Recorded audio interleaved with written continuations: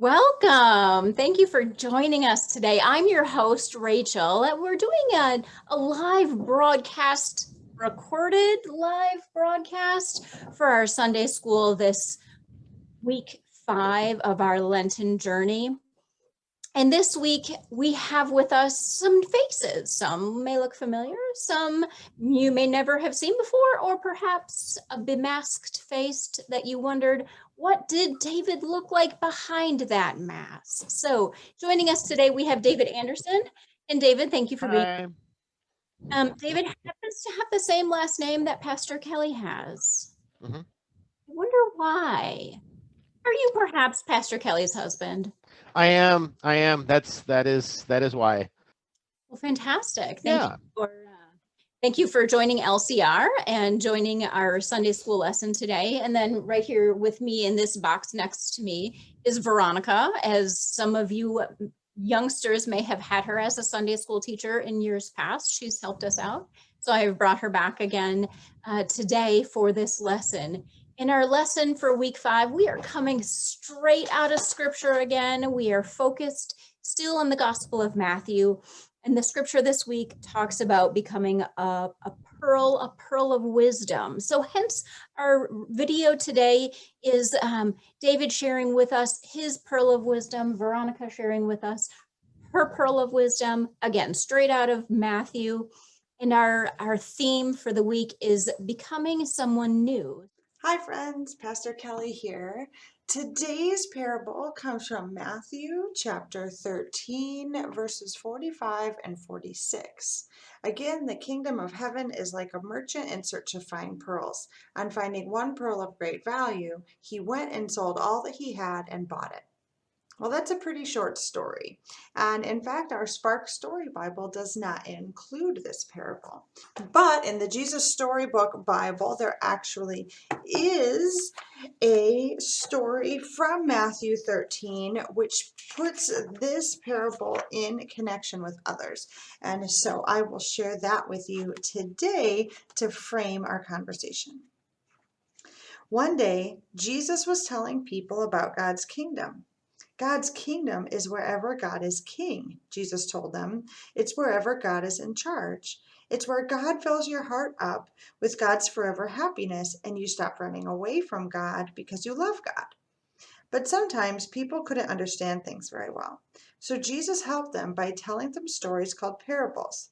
Jesus said God's kingdom is like a hidden treasure. And then Jesus told them this story.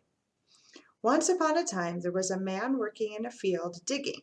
So there he is digging, but what he doesn't know is that in that field there is buried treasure. So dig, dig, dig, clink, clank, clonk. Uh-oh, his shovel bumps into something hard. Hello, what's this? He picks it up, dusts it off. It's a chest. It's rusted and locked, but creak, he pries it open. What he sees inside takes his breath away. Beautiful, glittering, gleaming, twinkling, sparkling, precious jewels. It's a treasure chest. He wants that treasure. He needs to get that treasure.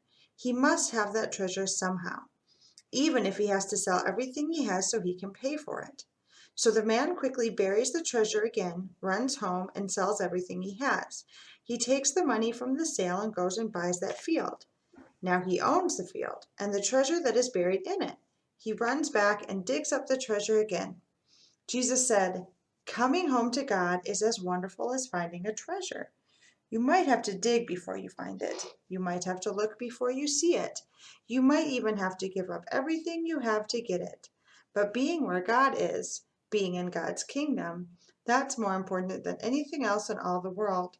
It's worth anything you have to give up," Jesus told them, "because God is the real treasure." God had a treasure too, of course, a treasure that was lost long, long ago. What was God's treasure? The most important thing? The thing God loved best in all the world? God's treasure is God's children, us. That's why Jesus had to come into the world, to find God's treasure again and pay the price to win them back. And Jesus would do it, even if it cost him everything he had. We learned week 1 about the invisible treasure chest that holds all the things most important to us, which we can't see. And we have a song about how our love of God and God's love of us helps us to love others, and that is the best treasure ever.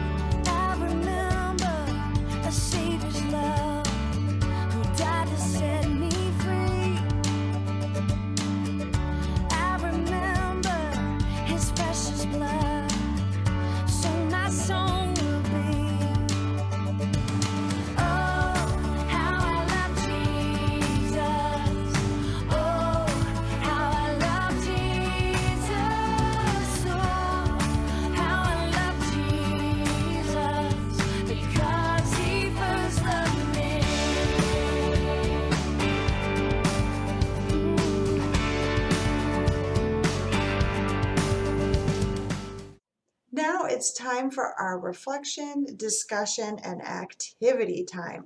I encourage you to take out your coloring page for the day, and while you're coloring the page about the kingdom of heaven, we will continue with our reflection, discussion, and activity time. You'll notice that this week's primary reflection is to discuss, journal, or consider whether or not you have ever given up something in order to try something new or different, and to search for the invisible treasures. Remembering, of course, that today's parable is all about Jesus and how Jesus left everything behind for us. Miss Rachel has interviewed 2 members of our LCR community to reflect on that question for us and see how this parable looks for them. And our theme for the week is becoming someone new. To share with us your story, if you will, as to your life journey in becoming someone new. Okay.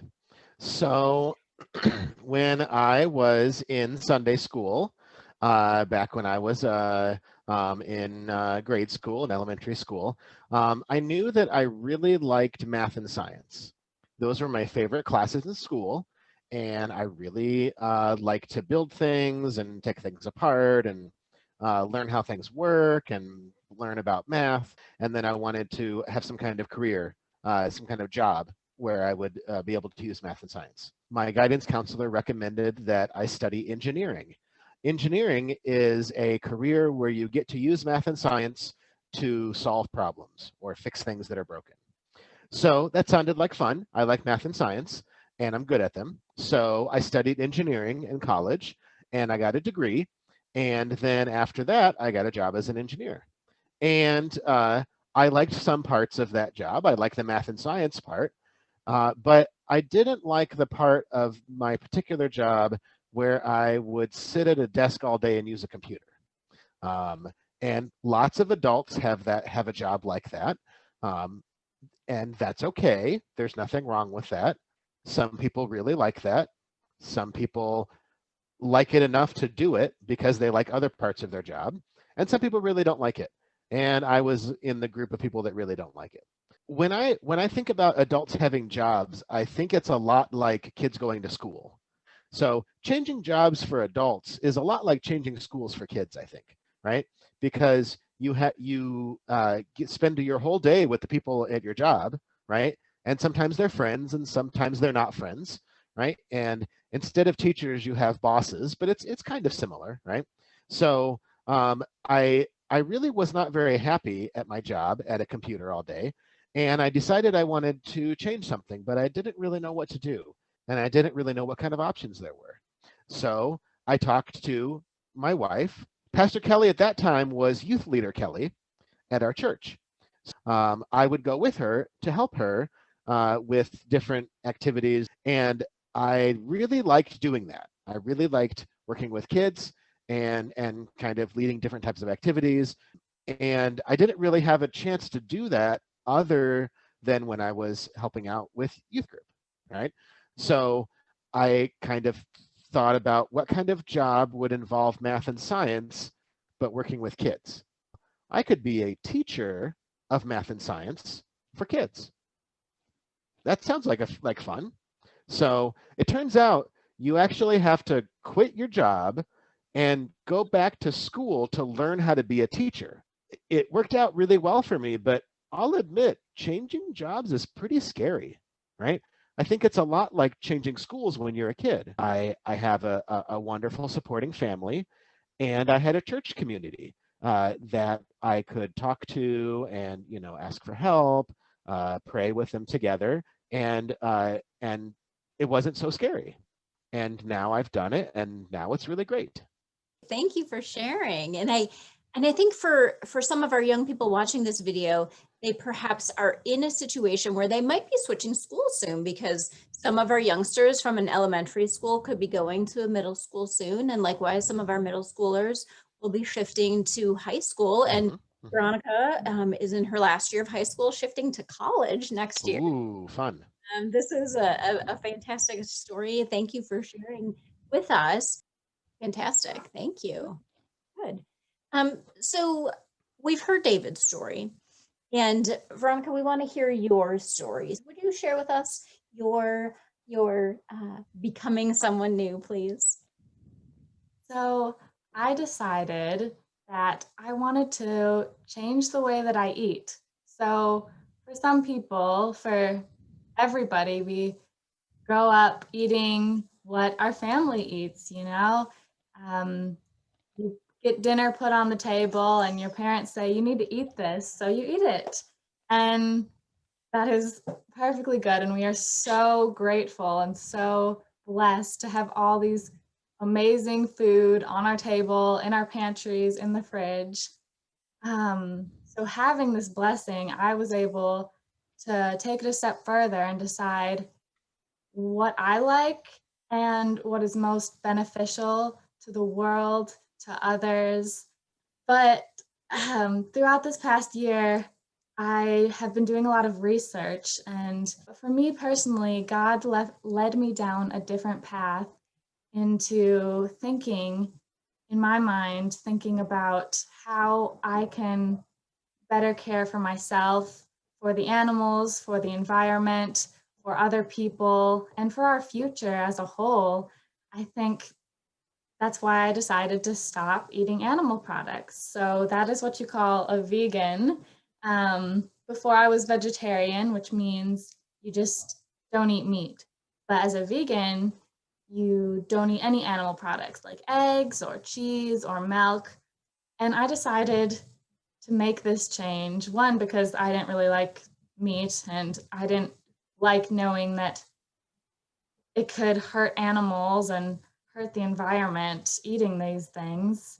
And two is that I think that it was a calling from God, is that something meaningful in my life is that I have all of these blessings that were given to me. I have the abilities to go and find different foods. I have the ability to go to the grocery store or the online grocery store and look for different things that are healthier, better for the planet, better for the animals. I have these opportunities and these blessings that God gave me to learn how to cook new things and learn about new ways that I can eat different things and try different ways of incorporating what I like into my diet. For us as a family unit, this COVID year, it's been a year, has been an opportunity to spend more time together and have these discussions. And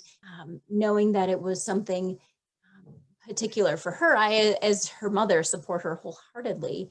So thank you for sharing that journey and that decision, and how that was guided by God's love and God's support. We are all surrounded by God's love, and nothing will change that, no matter what decision we make. When we think about this lesson and knowing that God's love is with us always. So thank you, Veronica, for sharing your story. Thank you, David, for sharing your story. We appreciate your time. Thank you very much. Have a great time.